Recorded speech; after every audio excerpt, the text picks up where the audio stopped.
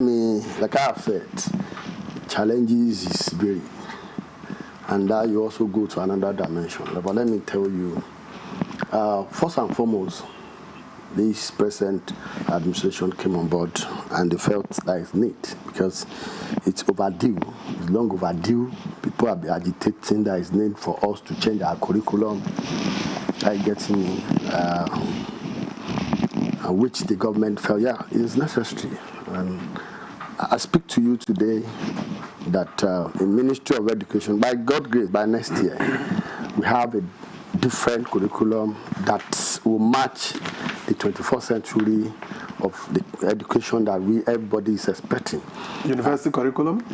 The primary from the primary school, from the primary to the secondary and university. And I can assure you, and that is why when you look at that net fund, the president also give room for both. That net fund, the net fund is not only for formal education, the informal education that the president also believe, okay, it's not everybody that have right, that wish to at least some will believe that they want to do skill acquisition, that is their interest, and the president also make provision for that. So if you believe that you don't want to go to university, you don't want to go to college or polytechnic, yes, you want to probably your face skill acquisition, you have one of two skills you want to develop, the president also make provision for that. And let me also tell you, the curriculum that I'm talking about today, I can assure you by next year, different courses will be taken, even from the primary school. Now, there is need for they have the curriculum have give room for machine learning, robotic, and cyber security that can meet up the standard. So that, and as at yesterday, the National Assembly, the House of Rep committee on there is 3 schools that will just be established now, and one of those schools is about skill acquisition. One is about skill acquisition. One is about this machine learning, cyber security. We want our students to have, even in public service today, you discover that majority of the work that most of people are doing is no longer these analog again. We are moving to the digital. So we also need to move with that. And to move with that, the curriculum needs to change. That has been done. The curriculum changing, is the government looking at equipping these schools? Because it's not just to have a curriculum on paper, it's to be able to execute and the students to get the knowledge required. Thank you so much. Like let me say this. Everybody has his own mandate. UBEC has a mandate for junior secondary school. Today, my principal, President Bola Ahmed Tinubu, among other presidents, let me start from 2014 to today. No other president who has invested in education like President Bola Ahmed Tinubu. But some will argue that the value of investment at that time and now are not the same.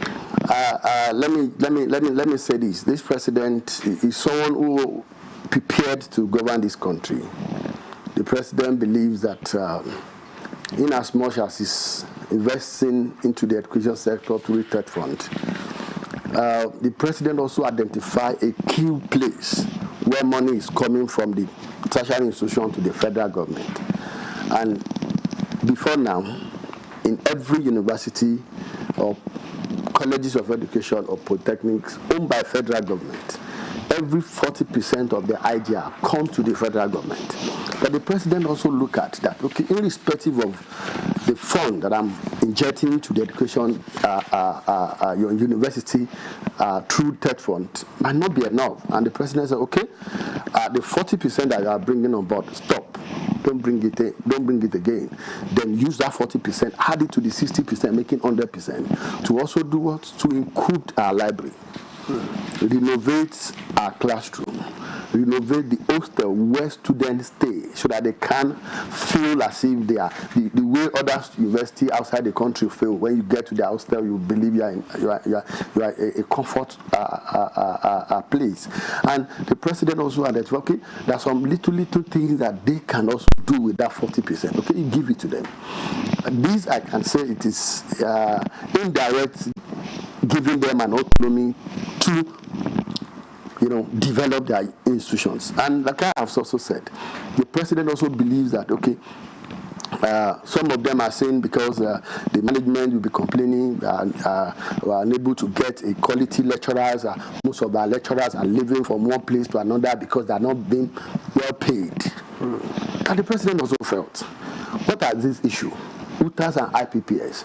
And the majority of this is just that the president believes, okay, from henceforth, he also remove the tertiary institution from the IPPS. So you now see that the management of our school today are directly having that autonomy to employ and to also pay the staff what they deserved under them, so that quality education can be given. And let me also say this, it's only here, Nigeria, I'm sorry to say this, we don't appreciate things that we have. I stand to be corrected. If Nigerian is not giving quality education, why our graduates are hot cake outside the country? I'm stand to be corrected. I can answer that. Yeah, those who study medicine in Nigeria, if they get to UK, they get to Canada, they get to anywhere in the Europe, they take them, they don't want them to come back home. Why? If we are not giving best, if we are not giving, they don't have that quality education. They were not trained over there. They were trained here. Are you getting it? Where you get to most of the hospital over there, where series of operation is going on, if you see 3 doctors, I can assure you 2 will be Nigerian. Where did they train? They are all trained in that university that we were also. Now,